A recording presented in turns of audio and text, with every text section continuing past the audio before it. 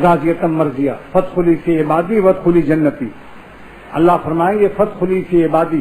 آج ایک علم عظیم اللہ تعالیٰ نے میرے بزرگوں کی دعاؤں کے صدقے میں عطا فرمایا، جس کو میں بیان کرنا چاہتا ہوں چند منٹ میں، کیونکہ ظاہر بات ہے بیان تو ہو چکا، لیکن بالکل ناغہ نہ کرنے سے میں چاہتا ہوں کچھ تھوڑا سا میں بھی سعادت حاصل کر لوں، محترم سامعین اور سامعات کے کانوں میں بھی اپنی زبان کی کچھ گل افشانی کروں.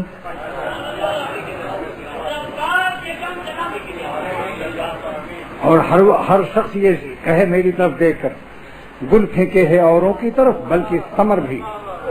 یہ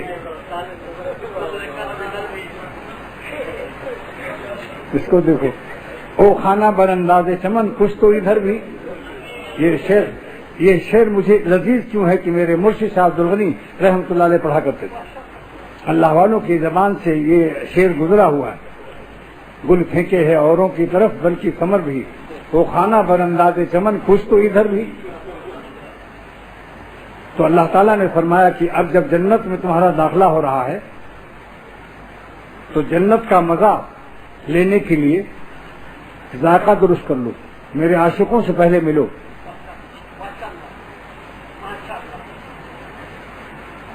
فادخلی فی عبادی، میرے خاص بندوں سے ملو تاکہ تمہیں جنت کے ذائقہ کا ادراک نصیب ہو جائے، کیونکہ یہ لوگ صاحب ادراک ہیں، صاحب ادراک ہیں یہ لوگ، کیونکہ خاص میرے بندے ہیں.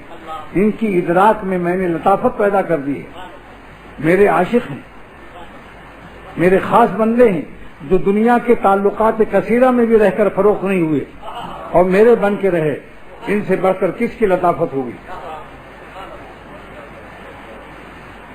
تاکہ تم کہیں تم نے جانثاری کے بجائے غداری کی ہے، لیکن میری مغفرت و رحمت سے جنت میں آ گئے. لیکن ان بندوں کی صحبت میں تمہاری ٹریننگ ضرور دی جائے گی جنہوں نے ساری زندگی جانثاری اور وفاداری کی ہے، کیونکہ جنت وفاداروں کے لیے ہے. تو کم سے کم تم کو انڈر ٹریننگ کچھ دیر رہنا پڑے گا. انڈر ٹریننگ یہ ہے، انڈر لے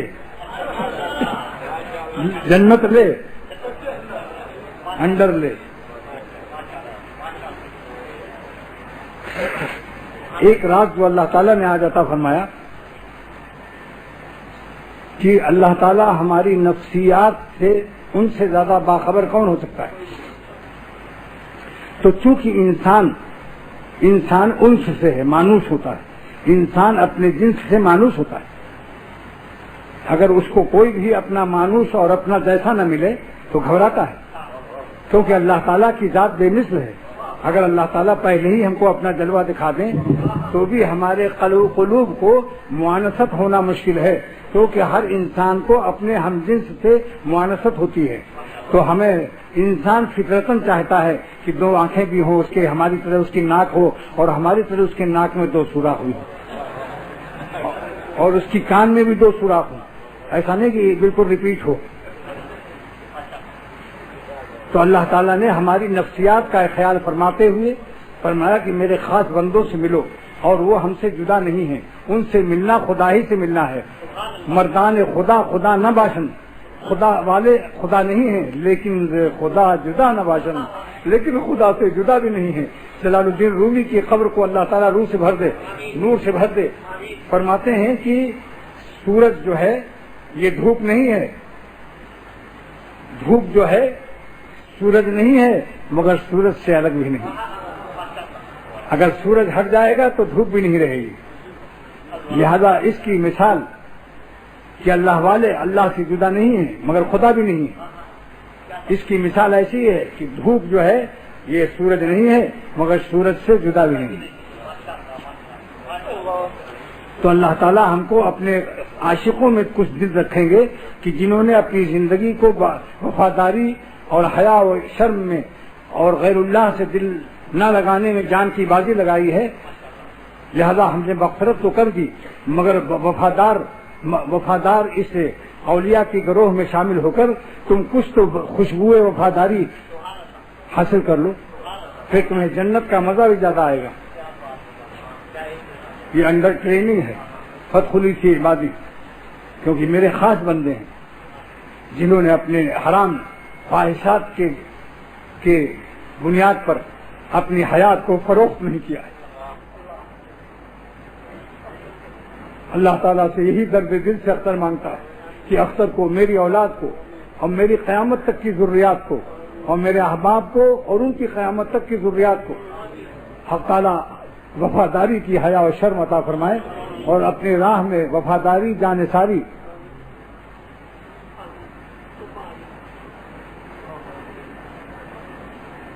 اور حیاداری بھی عطا فرمائے، کیونکہ کسی وقت بدنظری کر کے حرام لذت حاصل کرنا یہ حیاداری اور وفاداری کے خلاف، کیونکہ آپ کی آنکھ آپ کی نہیں امانت ہے۔ اس وقت ذرا ہوش میں آیا کرو کہ تم کون ہو۔ اس وقت جانور کو، کتے اور گدھے کی زندگی مت گزارو، ذرا دیر کے لیے دماغ میں سوچو کہ میں کون ہوں اور کس کا ہوں۔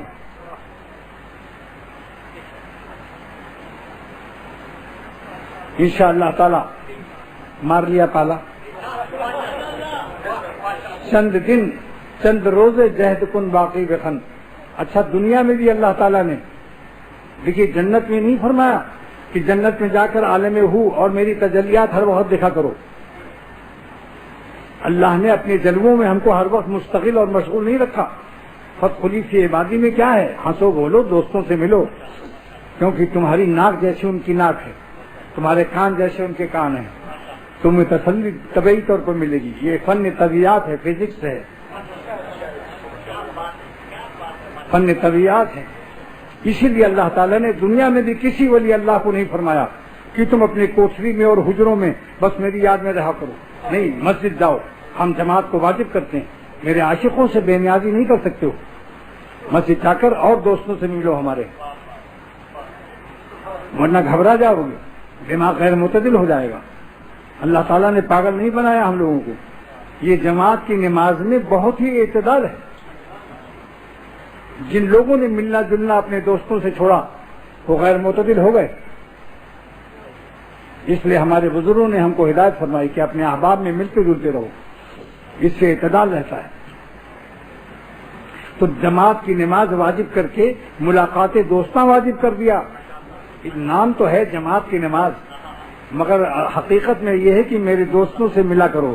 میں نے واجب کر دیا جماعت، مگر ہے حقیقت میں جماعت دوستاں کی ملاقات۔